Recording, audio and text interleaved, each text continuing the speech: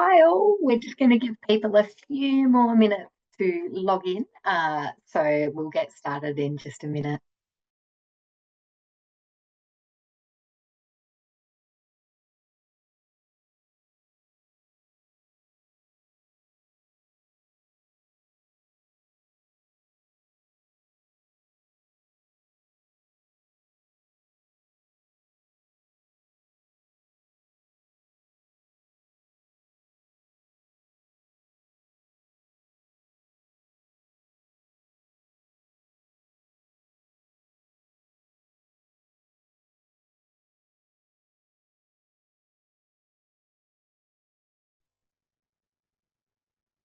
Okay, we're going to get going.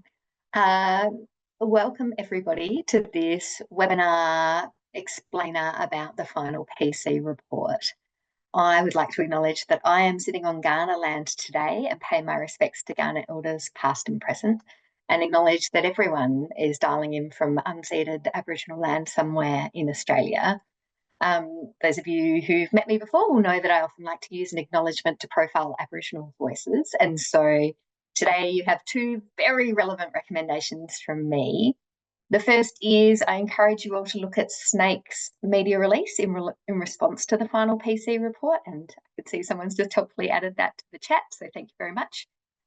Hear directly from Snake what they think about the PC report. And then the other thing I'd encourage you to go look at is the report that Snake commissioned into ACCO funding models. And it's a really good read and gets a pretty good shout out in the PC report as well. Now, today it's a webinar, lots of people coming online. And so, so that Martel, Dan and I don't feel like we are howling into the void, can I please ask you to use the chat to post any questions or comments, to use your reactions, so that we kind of, get a sense of what you're interested in. We're going to aim to speak for about 40 minutes and then do questions at the end, but we also want to include them along the way. And then the final interactive thing we're going to do is we're going to do polls. And so in a second, maybe a poll is going to flip up for you, and it's going to ask you to identify areas of interest for you. And that's going to help us work out where we might want to spend more of our time or less of our time. So give us a shout in that way. The other thing, while you're all just filling out your poll, I might just get my panelists to introduce themselves. So Martel, do you want to just say a quick hello? Hello, everyone, and lovely to be online with you today. And Anne. Hi, everyone. Nice to be here with you all. Brilliant. All right. So, oh, look, someone's using their reactions. I like it already. So, look, one of the highlights of reading the PC report was really seeing the children's perspectives that were included. And I'm going to give a little shout out here because actually the Front Project worked with C&K to get the voice of preschoolers into the report. And there was another piece of work by Griffith Uni and Jennifer Cartmel, which brought the voice of OSH, of children using OSH into the report as well. And so I really just want to, it's a nice place to begin to think about what it is that children tell us they're looking for from an ECEC sector. And they really talk about the values that they place on their connections and their relationships. And that is something I think that we'll hear about as we go through. And we need to think about, are we building a system that really supports that? But I am going to start off with a very straightforward question to my colleague, Dan. Dan, can you tell us, what does the PC want for us in relation to ECEC? Thanks, Caroline. Broadly, the Productivity Commission were looking into what it would take to create a universal ECEC system. And they made it really clear that to achieve the benefits of a universal system, that it needed to be high quality, that it needed to be accessible, and really overcome barriers of availability or affordability. And the other element was inclusion, making ECEC inclusive and equitable. I think the report starts off really strong by asserting the benefit of high quality ECEC for children, and then offers a staged implementation that sort of starts with workforce, affordability, then availability and inclusion. So some of the recommendations that focus on the subsidy system aim to improve affordability. So some of the more immediate ones are removing the activity test, then improving the subsidy system by raising the subsidy for families under 80,000, with the hope that all families with children from birth to 5 who choose to use ECEC should be able to access at least 30 hours or 3 days of high quality early childhood education and care for 48 weeks of the year. There's a real focus on inclusion and mechanisms to support that, which you'll hear more about. There's mechanisms to improve quality through regulation. It explores funding to address availability and affordability. And overall, it sort of attempts to bolt together those 3 pillars of access, quality, and inclusion in an attempt to avoid trade-offs between them. So back to you, Caroline. What did the PC say about how much parents should pay for ECEC? Yeah, and we'll start with this because I think it's like probably the kind of sexiest headline thing that people will talk about. But the PC looked at 3 different funding models. The first funding model, which is the recommended option, was really a much more generous childcare subsidy scheme, which is free for families earning under $80,000 a year, offers higher support for families who have more than 1 child under the age of 5, and removes the activity test. They also looked at a flat 90% universal childcare subsidy rate, which was something that was kind of discussed prior to the last election, and it was something that they were explicitly asked to look at in their terms of reference. And then finally, they looked at a $10 a day flat fee option for everybody. And although this didn't make it into their front report, if you read all the way to the back of volume 3, you can also see that they actually modelled a version of that $10 a day and also making it free for families who earn under $80,000. Sorry, I'm having a slide fail. That's terrible. Anyway. So you've highlighted an option here. Why did the PC prefer this one? Yeah, so look, the PC preferred this kind of amended childcare subsidy, much more generous childcare subsidy model, largely because of what it described as kind of an equity effect. So what this little clustered column chart is showing is it's showing the number of extra ECEC hours by income quartile. So the kind of light blue is the lowest quartile of income earners in Australia, and the dark purple is the highest. So poorest kids, richest kids. And what you can see is that their childcare subsidy amendment really increases a very large amount the number of children entering from the poorest income, and really doesn't make as much of a difference as you go up the income scale. And that costs about $4.7 billion in extra childcare subsidy. Now, if you want to get that same uptake in the low SES bracket, as well as get big uptakes in the higher SES bracket, you actually have to go all the way to the right-hand side of this graph and look at the $10 a day plus free for under $80,000 a year. And there you can see you get a really big uptake in both the first and the fourth quartiles. But also you can see that the price of that has nearly doubled, $9.1 billion. So, Productivity Commission, they're economists, they love a little bit of thriftiness. And so they're like, right, let's spend a targeted large amount of money to make a difference for disadvantaged kids, because they're the kids that we think benefit most from the system. I would say it's not the only reason why they preferred this model. They also have quite a long discussion around preferring to incrementally change childcare subsidy as a scheme rather than throw it out entirely. Because the thing about a $10 a day system is it has this big side effect that essentially the way that we currently fund ECEC services won't work. We'll have to move to a completely supply side funded model. Now, what does that mean? So currently families get CCS up to the hourly rate. Oh yes, and someone just made this excellent point in the chat.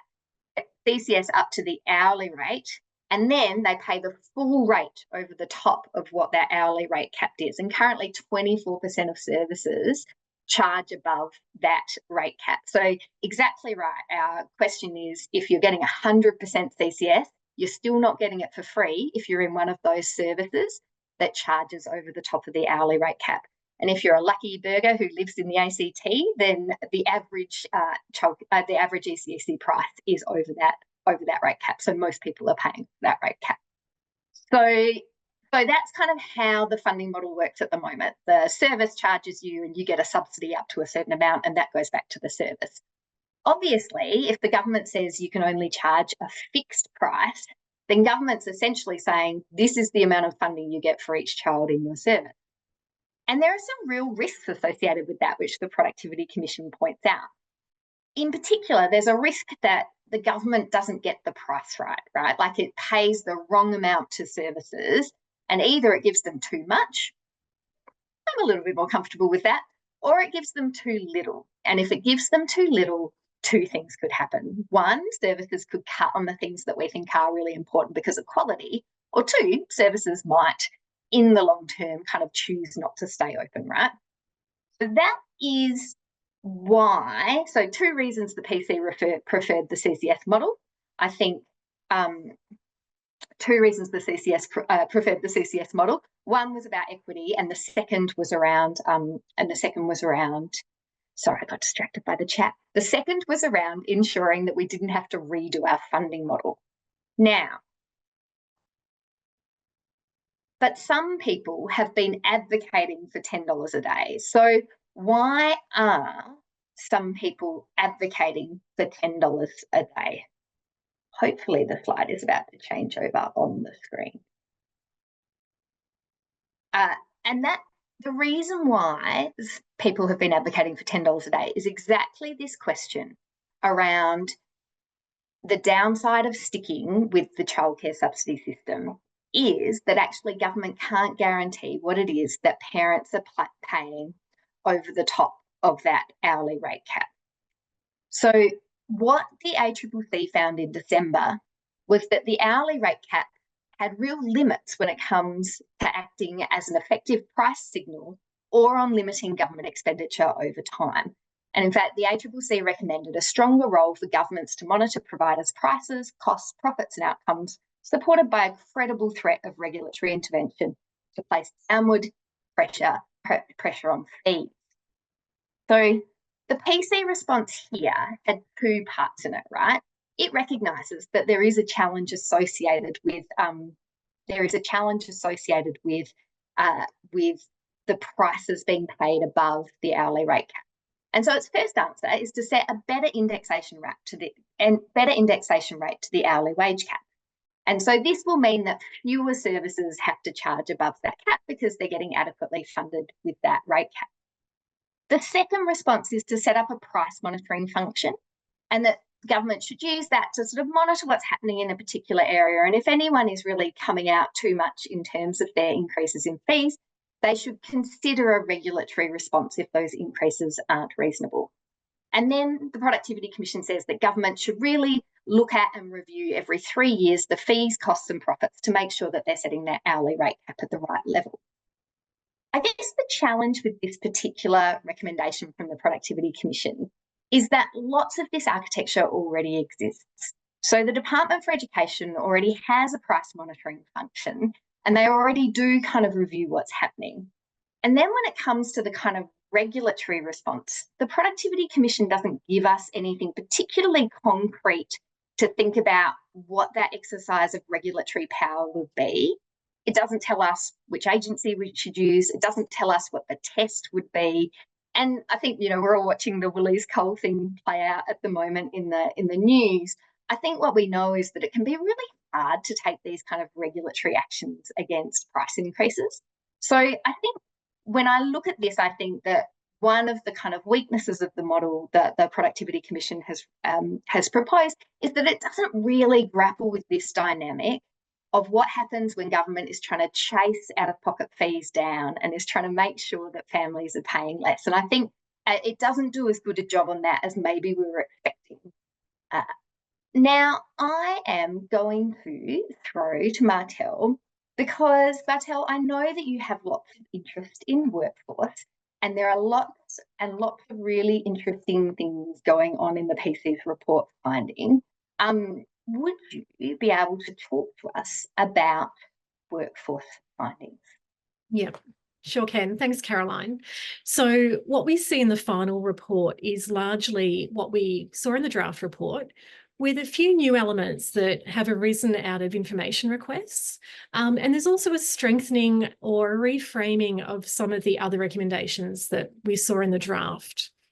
The first thing I really want to emphasise is how pleasing it is to see strong recognition of the profession as critical to any reforms, and that service leaders, teachers and educators are the backbone of all of the current work and all of the future work, and that you are valued by children, by families and by the community. And whilst the workforce is identified as the foundation of the sector, there's also an acknowledgement that they're stretched and that workforce challenges have persisted over many, many years. In fact, the report states, and I quote, any ECEC reforms will hinge on resolving pressing workforce issues that have been plaguing the system for a long time. So in response, there are 12 recommendations on workforce in the categories of initial training and qualifications, career pathways and upskilling, pay and conditions, support for Aboriginal and Torres Strait Islander students and staff, and mentoring and professional development. And what I'd like to draw your attention to are some of the new elements in the final report and where some draft elements have indeed been strengthened. So first of all, the advice on improving the workforce strategy has strengthened. And I'd suggest that this is something that many of you in the sector called out from the draft report. In the final report, it says the workforce strategy needs to be improved, that the strategy has no clear or measurable goals or objectives or any clarity around the funding for the actions required, that the workforce strategy is lacking and needs to be updated. So it's a really strong calling out of that strategy in its current form and what needs to happen to it. There are some new recommendations in response to some of the information requests, and these focus on training packages, traineeships and qualifications. And I think what's really pleasing is there are strong recommendations about improving pathways for Aboriginal and Torres Strait Islander people to obtain early childhood qualifications. And there's also a recommendation, a new recommendation, on facilitating more placements in Aboriginal and Torres Strait Islander early childhood services, and to look at any barriers that exist on undertaking placements in these services. The first recommendation is a reframing from the draft in the way it talks about setting goals to address workforce issues. And 3 specific goals are named, and I think these are important to draw your attention to. It talks about goals around pay and conditions to achieve universal access, ensuring a pipeline of workers to meet future demand, and making the profession more attractive with career pathways and career advancement. On pay and conditions, the Productivity Commission identify that pay increases will of course be important, but they note questions around the mechanisms to boost pay and the question around who will pay. They do acknowledge the most recent government commitment to lift wages by 15%. On the whole, though, any improvements to pay and conditions are identified as issues to be addressed through various Fair Work Commission processes. And so what the PCs say is that future awards that cover the early childhood education and care workforce will likely need to enable similar remuneration for similar work, regardless of the setting in which teachers and educators are employed. And whilst these are appropriate mechanisms to boost pay and conditions, we know they're really complex and they take time. And time is not on our side when attraction and retention of the workforce is the key to success. What largely remains unaddressed are the conditions that teachers and educators need to implement quality, inclusive education and care. The PC does note differences in conditions between early childhood and primary school staff, and also, of course, between staff within our own sector. But the avenue to address this circles back to the goals set for the workforce and how this might be driven through the workforce strategy and other processes. What I think is missing or underemphasised are three things: a recognition that workforce conditions do impact on retention, an examination of workforce conditions that do support quality, and the fact that workforce burnout and overwhelm have the opposite impact on access and quality. And there's also an underemphasis and need for more clarity around this type of funding model that we need to support appropriate conditions. So any outcomes that arise from fair work processes, whatever they are, and we hope that they'll be really strong ones, still need ultimately a sustainable funding source. So on the whole, the workforce recommendations are appropriate but somewhat overwhelming. So if we can go to the next slide. These are the sorts of timelines that the PC have articulated for all of the reforms. And I want to just note some of those timelines for parts of the workforce strategy. There we go. So you'll see they recommend improving workforce support beginning next year. So thumbs up, that's great. From 2026, we'd have a new national partnership, a new national agreement would be in place. And of course, that would have to contain workforce elements. Now, from 2028, it talks about having a goal to improve staff vacancy rates and improve student completion rates. And then here's the kicker for me.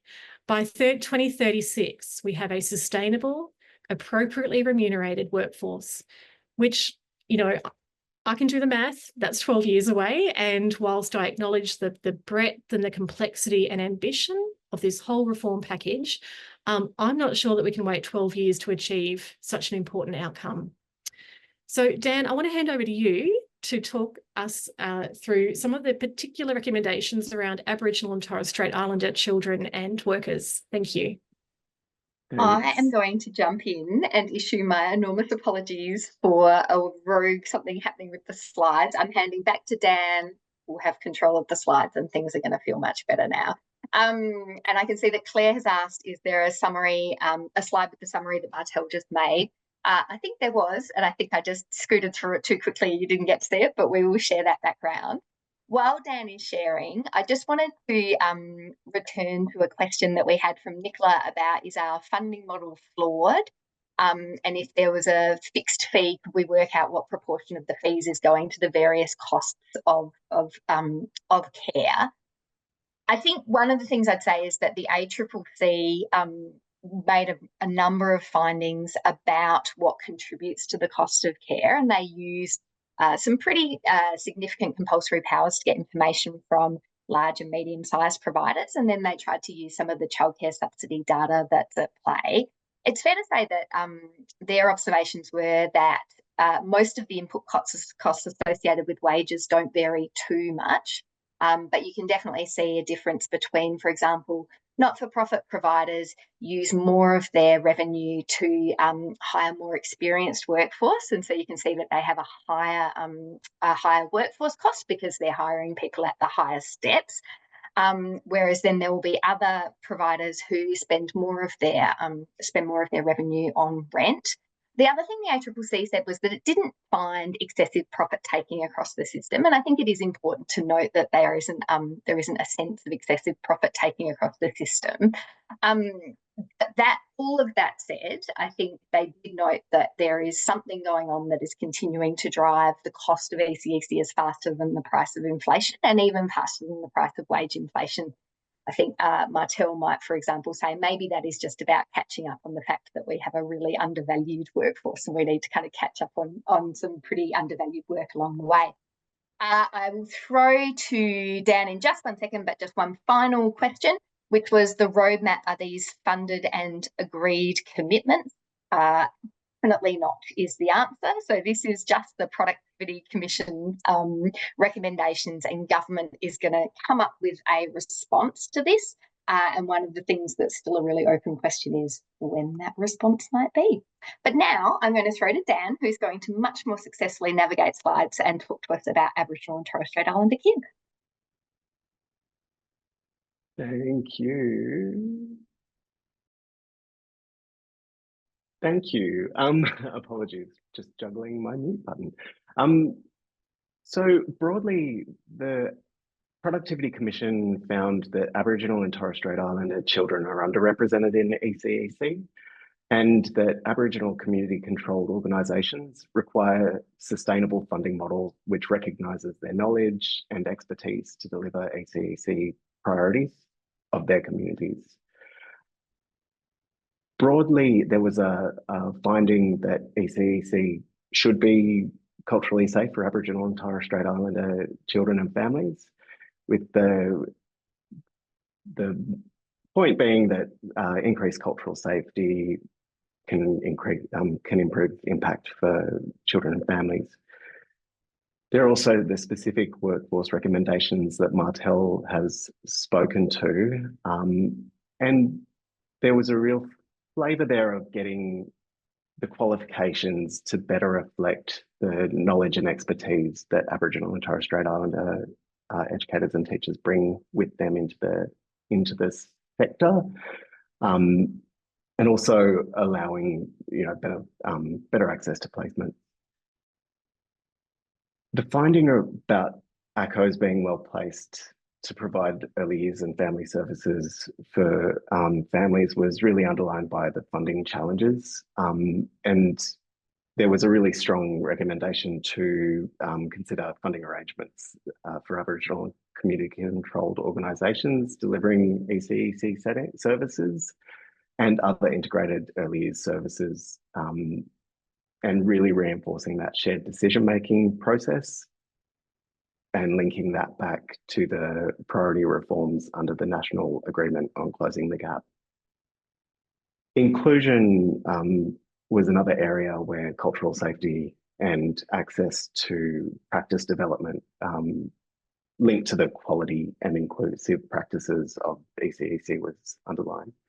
And I'm going to hand to Caroline to, we'll talk a little bit more about quality next. Yeah, because Dan, you can't get away without talking to us about quality, because I know this is one of the things you were most excited about in the report. Yes, so what I think and this is sort of where we started, the Productivity Commission centres quality alongside access and inclusion as pillars for universal ECEC. And I think the report finds that while it's still a bit slippery to define what quality and what components of quality do what things, they have found that it matters for children's outcomes, and especially for children facing disadvantage. I think the report calls out the role, as Martel's also said, of educators and teachers specifically as the foundation of a quality ECEC system. And while noting some limitations, the productivity points to the National Quality Framework as the main sort of mechanism for supporting and tracking quality performance. There's recommendations relating largely to how quality is regulated, and also the practices of assessment and rating.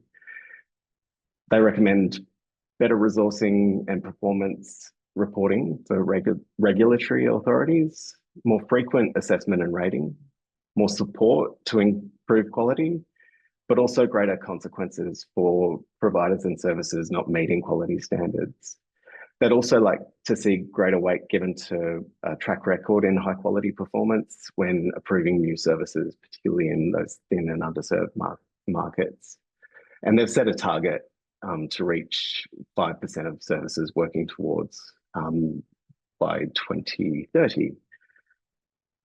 In addition, they would like to improve the way that quality standards and what it means is communicated to parents and families, in the hope that alongside improved availability of ECEC services, that quality will drive parental choice. I think, Dan, it's super interesting. We've got a question on the chat from Belinda who said, with funding comes an expectation that spending is accounted for. and what implications are there for the types of summative assessments that will be imposed on children, for example, preschool outcomes measures.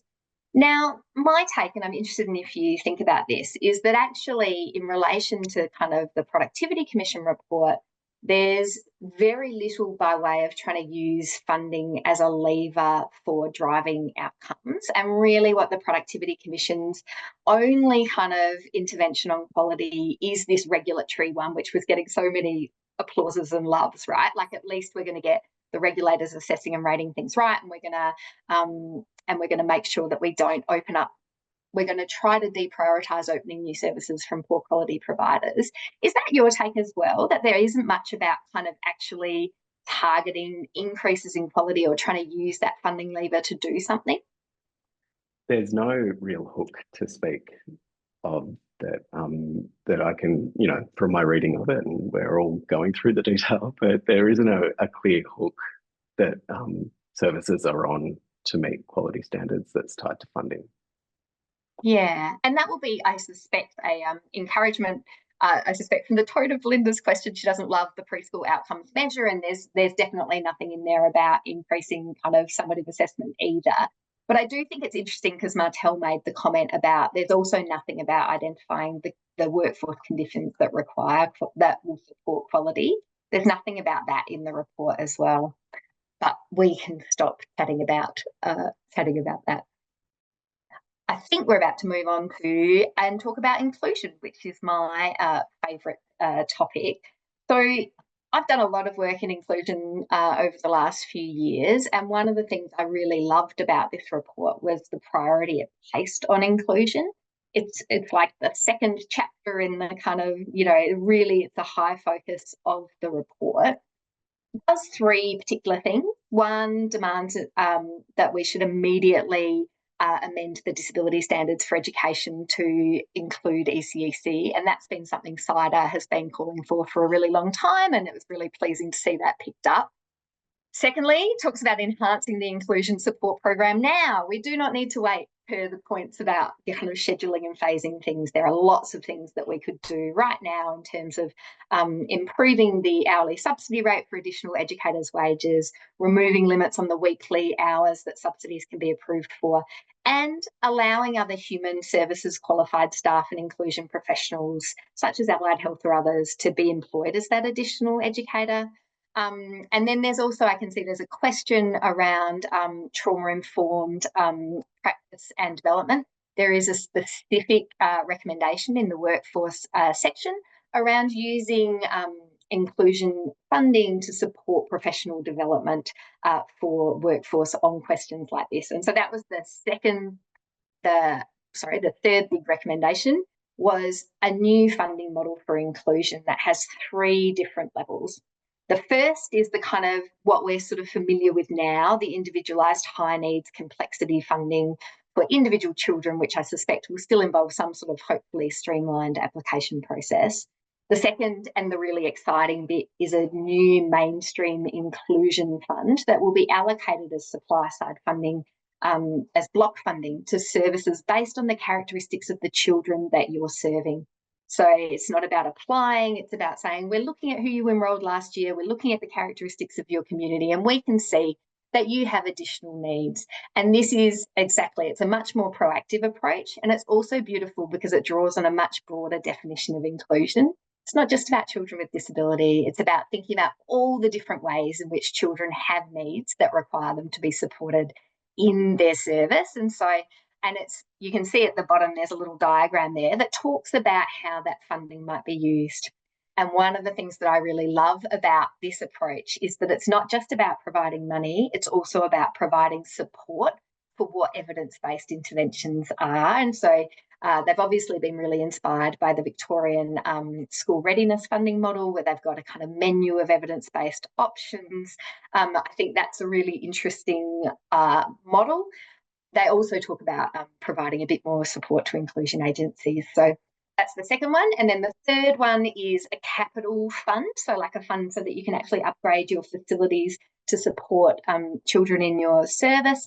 And again, I really liked this because it was not just about sort of thinking about accessibility requirements, I heard someone explaining it, you know, thinking about children who have different sensory needs, like how do you create spaces where children can kind of go and co-regulate in low sensory environments, thinking about children who have trauma in their background or who have neurodiversity. So there's something really excellent about the kind of inclusive way they're thinking about that money. And the Productivity Commission itself notes that the ISP has a current budget allocation of about $230 million.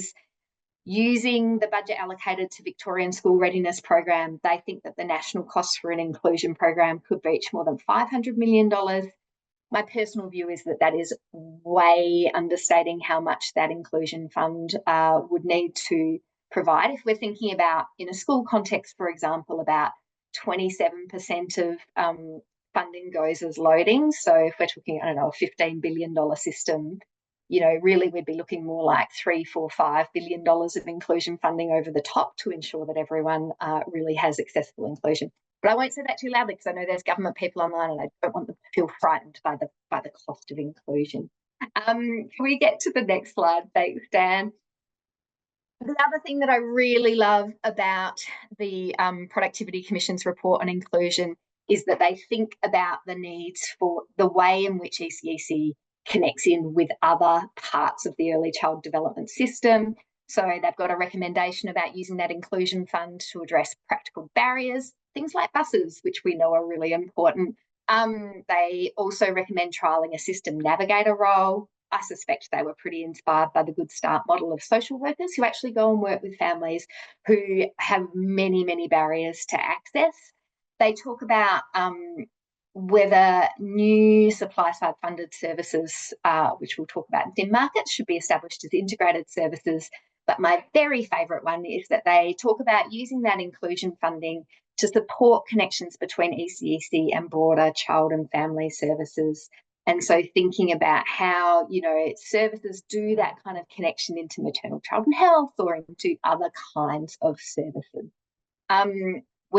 I am loving Michelle Carnegie's comment that it's an even a higher cost if we don't invest properly in inclusion. And I think it really tracks with some of the earlier comments about how our workforce will repay this in their energy and enthusiasm. Like, this is exactly the investment that our workforce is looking for, because they aren't feeling well supported in being able to do this work at the moment. So we will, I think, now throw to Martel to talk about system stewardship, which is a pretty front project favourite special topic. We love a bit of system stewardship. And so maybe, Martel, I know there's lots of conversations in the wild about this. There's a Thrive by 5 campaign on making it law. Tell us, what does the PC report say about system stewardship?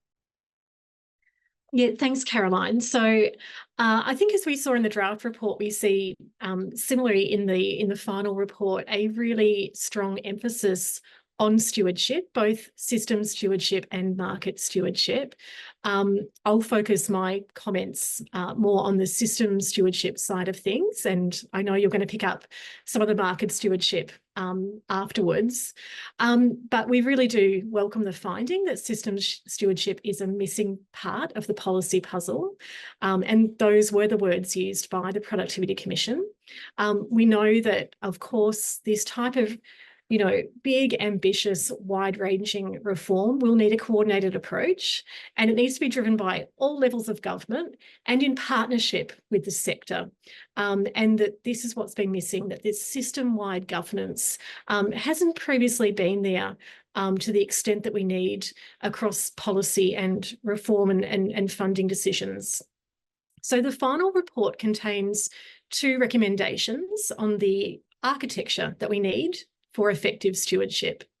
Firstly, they recommend the negotiation and implementation of a new national agreement between states, territories and the Commonwealth for a 5-year period from 2026 to 2031.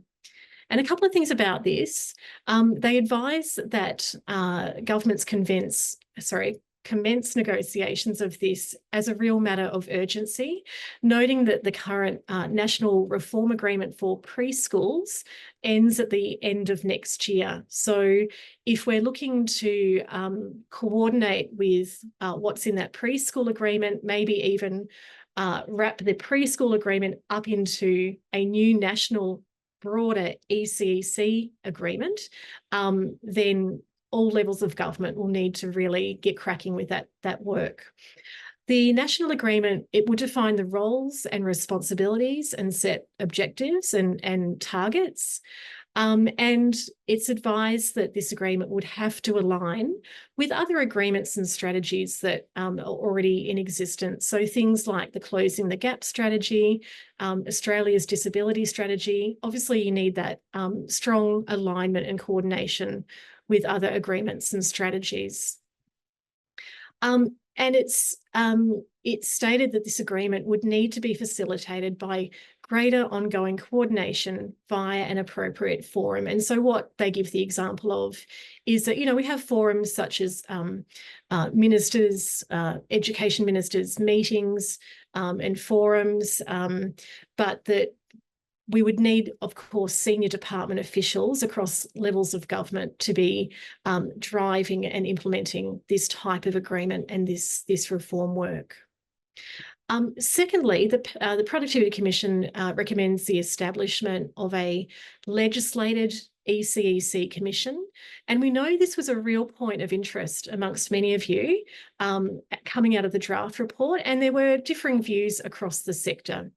So if we go to the next slide, thank you, Dan, we can see what the Productivity Commission recommends around the sorts of functions and roles of a potential commission, and also mention of what the commission should not be involved with. So the commission would play a couple of key roles, including monitoring and reporting against the national agreement and on outcomes more broadly. They would provide advice to system stewards on how to coordinate and design their policies and taking that real system-wide approach. They would act as a custodian over research and data and improve access and use of data, evidence and research. And I'm really pleased to see that included under the stewardship recommendation. But the Commission would not act as a regulator in terms of quality or pricing.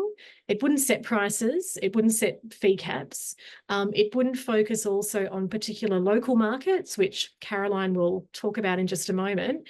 And it wouldn't advise to anyone outside of governments. So what the Productivity Commission has done here in its recommendations around the architecture for stewardship has laid out the types of roles and responsibilities, where the Commission should go, but also some parameters around what they shouldn't be involved with. Sorry, Caroline, the final thing I'll just say is that the Commission recommend that it would be that the ECEC Commission would be enshrined in legislation and overseen by a board with fixed term appointments. And really pleasing to see it would include at least one Aboriginal and Torres Strait Islander person who is able to promote the experiences of Aboriginal and Torres Strait Islander families and providers in our system. And we would certainly welcome that. Back to you. Yeah, absolutely. And look, one of the comments that came through on the side from Emma, thanks Emma, was around the pros and cons of this body being within government or independent of government. Do you have any thoughts about that, Martel? Look, it's an excellent question. I would say there needs to be absolutely a level of independence. And whilst you can have a government authority that works with government, in strong alignment and coordination, I think you still very much need that level of independence to be at arm's length so that a commission can act, with due diligence and with that level of independence. I think that's extremely important. Yeah, I think it's really interesting because, as many of you know, and we can go to the next slide, I'm a state person. I've come from the state policy space. And one of the things that I really noticed between the draft and the final report was it felt like that idea of kind of partnership between the states and the Commonwealth have pulled back a bit, and the Commission had initially felt to me like a place where you might wrangle states and territories and the Commonwealth to be on the same page. And I've got to say, it feels a little bit more hands-off in the version that's kind of landed. And nowhere, I think, do you see this more than in the thin markets conversation. So look at that great segue. So thin markets is where we don't have sufficient supply in a particular area. And again, I felt like there was a bit of a pullback in the final report from the Productivity Commission here. So it's a very kind of incremental sense that government should take action if there's not sufficient supply. So if, for example, a community has enough demand to cover the kind of operating, but just not enough for capital, they'll give you a bit of capital. If it doesn't quite make enough to be an operating as well, they'll give you a bit of operating and a bit of capital. And then really pleasing to see that there's a specific line around ACO funding.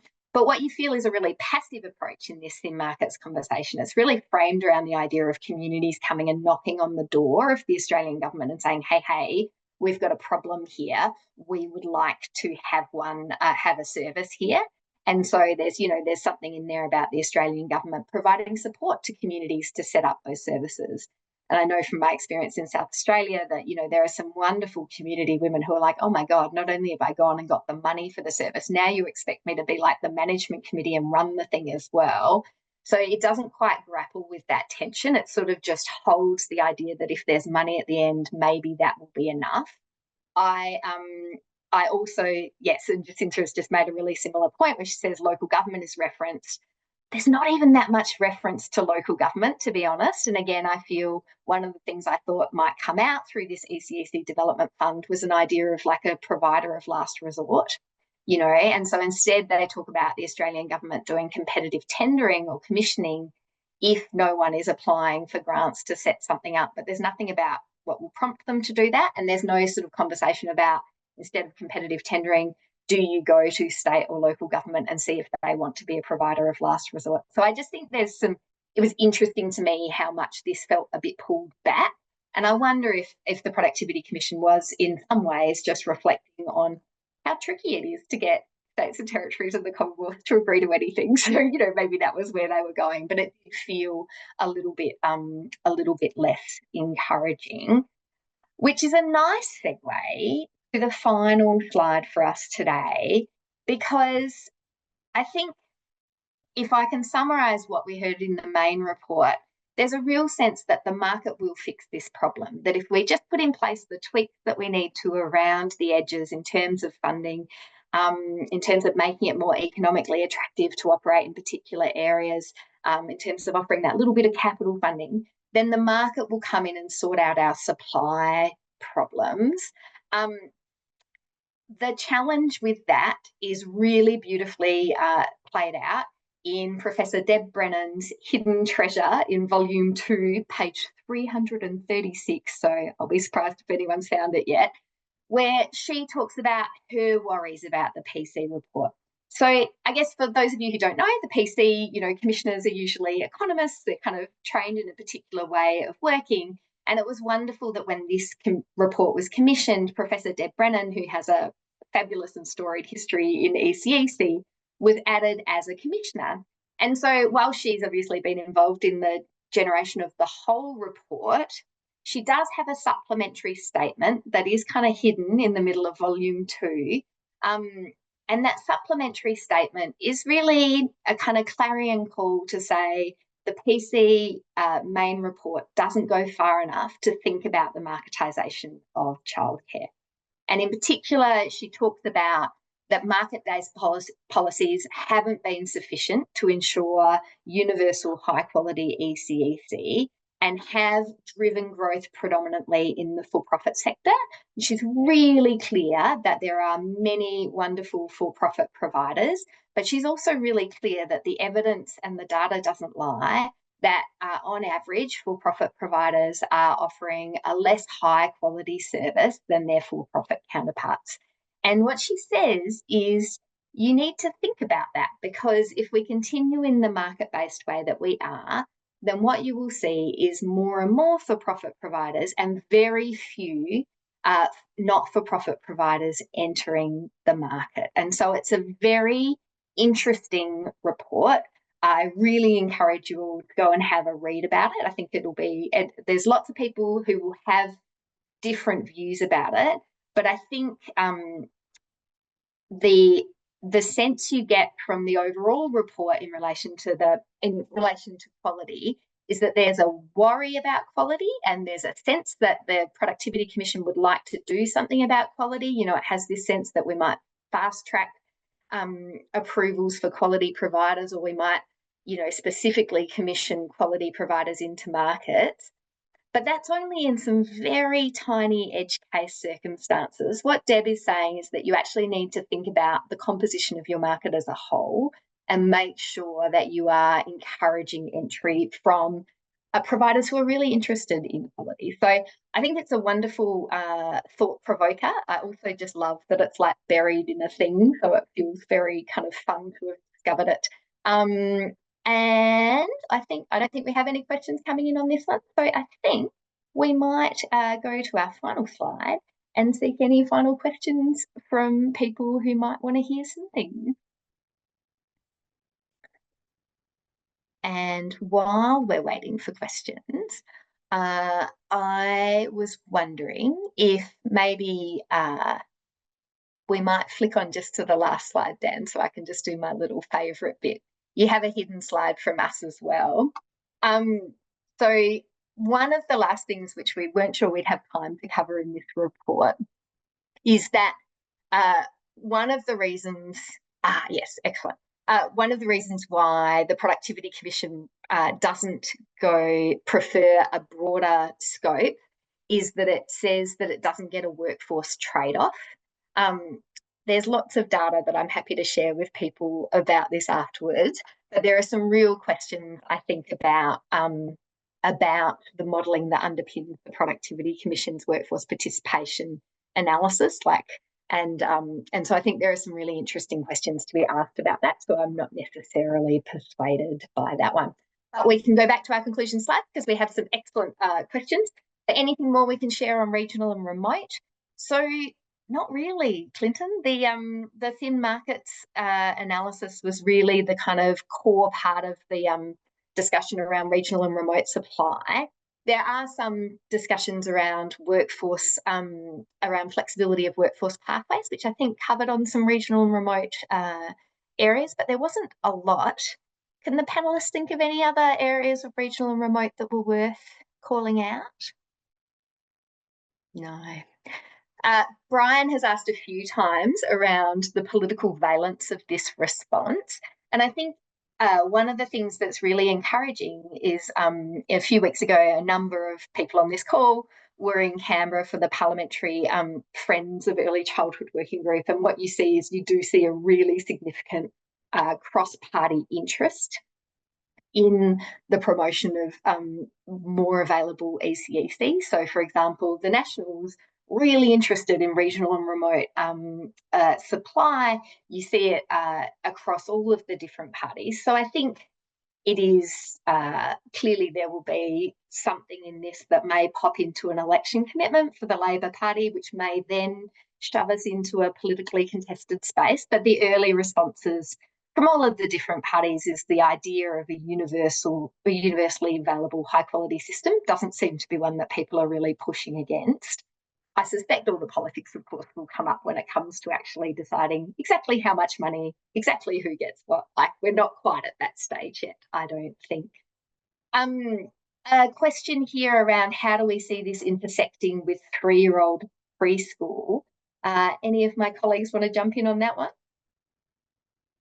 I think it was certainly referenced in the report, you know, noting that various jurisdictions are already at various stages of implementing their own 3-year-old preschool reforms, and that is just going to be one of the many, I guess, good problems to have. But, you know, there is that push and pull and tension on particularly workforce. If we're going to deliver and increase hours for 3-year-olds, then where do we get the workers for those programs, and where do they come from, and the various challenges associated with that. So it's just one of the many complex elements to all of this.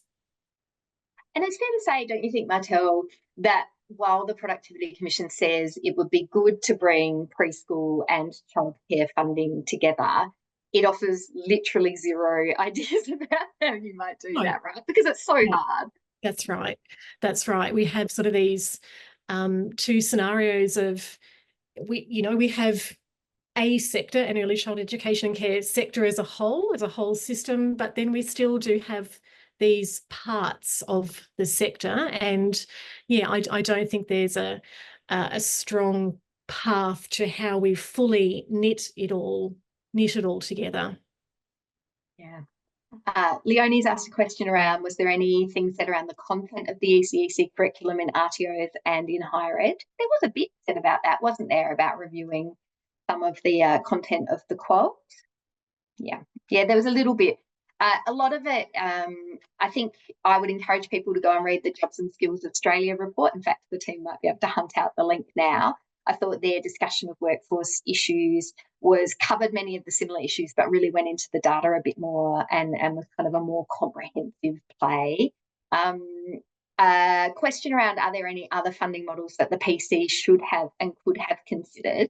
I mean, they do quite a comprehensive analysis in volume 3 of the way that different countries do things. Ultimately, it's kind of your building blocks aren't that complicated. You can kind of supply side fund, you can give people a voucher, you can leave it to the market, and then you can do that differently for different groups of people, so you might give some people everything and others less. I think the trick with all of the funding models is making sure that services are adequately funded to deliver quality. So understanding what the funding's required to deliver quality and making sure that they keep pace with increasing costs. So I think those are the kind of tricky things that we've seen. And it's been really interesting seeing, so this Productivity Commission report was handed to government before they did the wage increase and price cap agreement. So it's clear that the government didn't feel like it got its answers on kind of how it can use its funding levers to control prices out of this report. So I think that's a really interesting thought. We are right at the end, and I would very much like to ask for final thoughts from Martel and Dan. Martel, one last message for everybody. Yep, my message is we have a wealth of information, a wealth of evidence and research now from this report and many other inquiries over many, many years.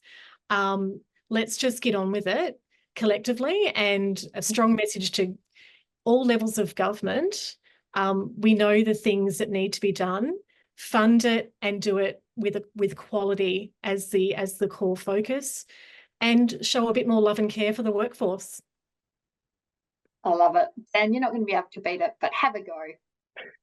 No, the best I can do is build on it and say that I think there are some good things that the Productivity Commission report lays down in terms of really focusing on quality, inclusion, and access and affordability. And if we can bolt those things together and make sure that neither one of them are holding us back and have really good indicators on what holding us back would look like, I think we've got a good chance of having a system for the children.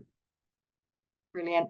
Thanks everyone for being so enthusiastic and coming along. It was really great to see you all. Get in touch with us if you've got any questions. We'd love to hear your feedback, your thoughts about kind of the report. Keep it coming. It feels like an exciting moment. Thank you.